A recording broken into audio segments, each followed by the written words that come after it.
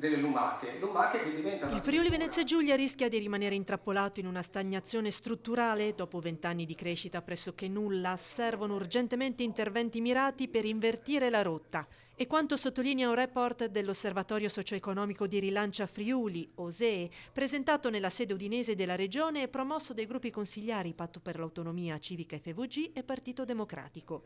L'analisi trimestrale, intitolata Perché il Friuli Venezia Giulia è fermo e come ripartire, parla di una regione in sofferenza su più fronti: PIL, manifattura, export, occupazione, demografia. Tra le proposte avanzate, un investimento straordinario di 500 milioni di euro da destinare a rilancio industriale, politiche di accoglienza e inserimento per immigrati economici, welfare per anziani, contrasto allo spopolamento dei piccoli comuni e valorizzazione dei giovani diplomati e laureati. La priorità fondamentale è ripartire.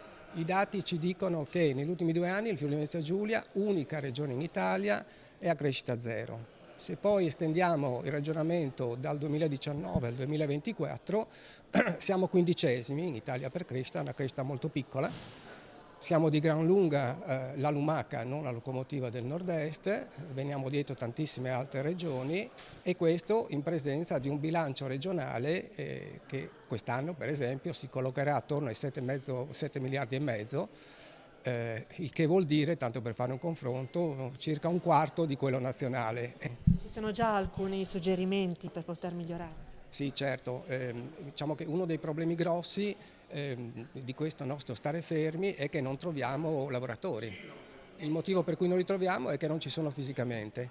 Uno dei temi fondamentali è un governo dell'immigrazione utile innanzitutto a noi e poi dignitoso per quelli che ospitiamo.